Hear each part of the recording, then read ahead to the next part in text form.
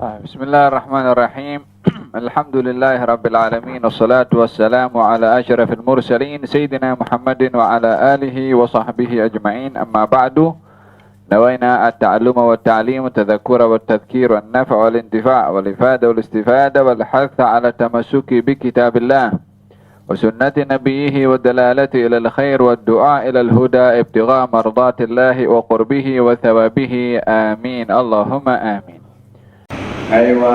Berbicara tentang mengangkat suara ketika mengajar atau ketika menyampaikan ilmu.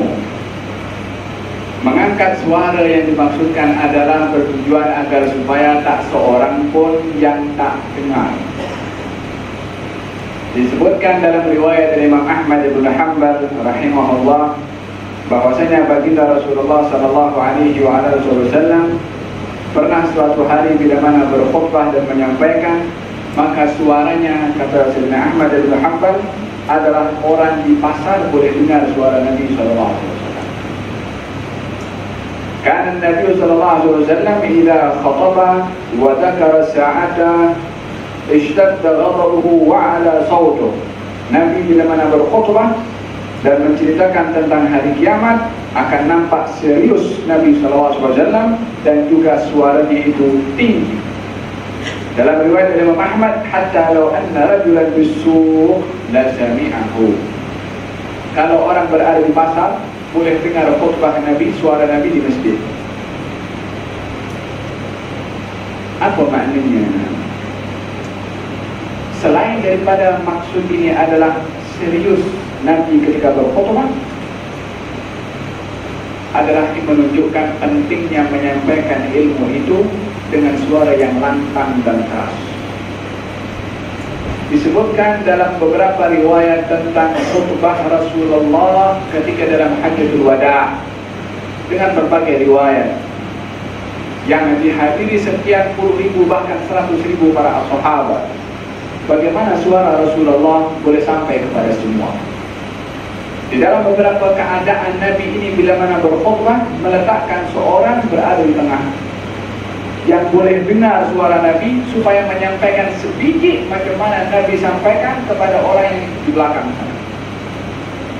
Macam itu orang muballigh kalau salat tak ada mikrofon, Allahu Akbar, yang dengar mungkin 10 saf, sementara saf ada 50-60 saf ke belakang, yang belakang tak boleh dengar. Ada yang tengah-tengah tu akan menyambung imam punya takbir Allahu Akbar.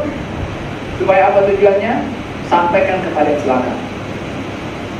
Nabi terkadang bila mana berkhutbah demi untuk menyampaikan ilmu, maka baginda Rasulullah akan menguatkan suaranya. Terkadang akan melantik atau menentuk memilih seseorang untuk berada di tengah supaya menyampaikan berada di belakang. Apa tujuannya? Amanah ilmu untuk disampaikan. Sudahlah dikeluarkan sekuat-kuatnya suara Nabi sallallahu alaihi wasallam. Imam Ahmad sampai mengatakan orang di pasar boleh dengar. Hari ini di zaman kita sekarang sudah ada mikrofon, terkadang pun juga problem mikrofon. Terkadang orang lebih sibuk kepada zahir bangunan masjid tanpa menitik beratkan tentang menjadi misi masjid itu sendiri yang di dalamnya adalah penyampaian ilmu. Buat apa masjid kalau cantik bagus semua, kalau asbab untuk menyampaikan kenapa masjid itu diangkat ataupun dibina, melainkan adalah untuk menyampaikan ilmu. Kalau wasilahnya tak ada, ini justru akan membenarkan kepada apa yang disabdakan oleh Rasulullah di akhir zaman. Masjid ini hanya tanda-tanda hari kiamat adalah orang-orang bersaing di dalam mengindahkan masjid. Masjidnya indah, segalanya mesti indah, tapi isinya tak ada yang bergerak. Berapa ramai daripada beberapa masjid yang hanya melihat kepada kejayaannya bila mana kumpul duit banyak. Pengisian tidak ditunaikan atau menjadi kenapa masjid itu dibina. Fi buyutin adinallahu turfa wa yuzkara fiha ismuhu yusabbihu lahu fiha bil ghudwi wal asal. rijalun la tulhihim tijaratun wala bay'un an dzikrillah yakhafuna yawman tataqallabu bihil qulub wal absar. Di rumah Allah yang diizinkan untuk oleh Allah untuk diangkat, dibina, di buyutin, di rumah-rumah, di rumah Allah. Adinallah, yang Allah izinkan, dan ini adalah menjadi dasar kepada pembinaan masjid. Adinallah, diizinkan oleh Allah supaya yang membina masjid itu mengetahui kalau dibinanya dengan izin Allah. Artinya hak Allah di situ. Tuntutan Allah kepada rumahnya di situ. Jangan hanya melihat kepada fokus luaran sahaja tanpa mengetahui apa mahunya Allah dengan rumahnya. Kita kalau nak bina rumah, jangan kita panggil itu arkitek, kan? Aku nak sekian bilik, kemudian ruangan tamu yang cukup sekian size kursi untuk diletakkan. Aku letakkan lemari yang besar ini. Aku nak letakkan, diberitahu arkitek yang akhirnya cipta reka bina bangunan sesuai dengan yang dikehendaki oleh tuan rumah. Allah pun juga punya kemahuan dalam rumahnya. Bukan kita yang atur isi rumah Allah. Allah sudah tentukan itu apa yang patut diisi di rumah Allah. Adinallah antur, Allah yang izinkan untuk dibina. So, mesti tahu dulu Allah apa yang Allah mau kepada rumahnya. Macam mana apa kita nak kepada rumah kita. Itu yang asas kepada masjid, macam mana itu dibina. Ini buyutin, adinallah antur. Apa lagi yang dikehendaki oleh Allah? Berkara fiha semua untuk disebut di dalamnya nama Allah. La nama pembina, la nama penyumbang, la nama siapa. Adinallah antur berkara fiha semua, disebut nama Allah.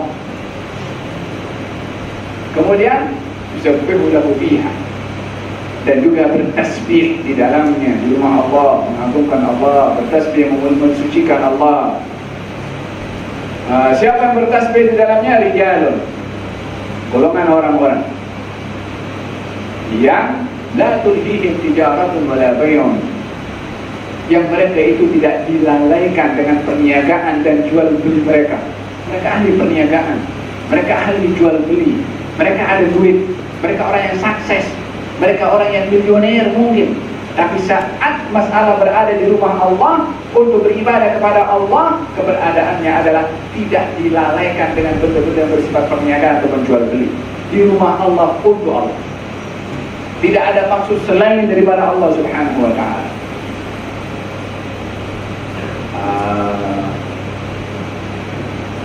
Rijalun la tulhihim tijaratun wala bay'un an dzikrillah, yang tidak dilalaikan mereka itu dengan perniagaan daripada membesarkan dan mengingati Allah Subhanahu wa ta'ala.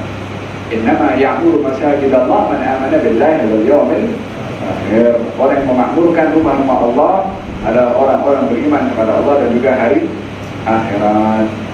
Dan pentingnya di sini adalah di dalam menyampaikan ilmu, baginda Rasulullah menguatkan suaranya. Maka dalam hal ini, di dalam penyampaian ilmu, mesti ilmu itu sampai melalui wasilah apa saja. Kalau melalui mikrofon, yang paling bagus. Kalau melalui penyampai, orang menyampaikan umpamanya yang suaranya lantang, boleh ke belakang. Karena yang akan disampaikan adalah masalah yang lebih berharga daripada segala.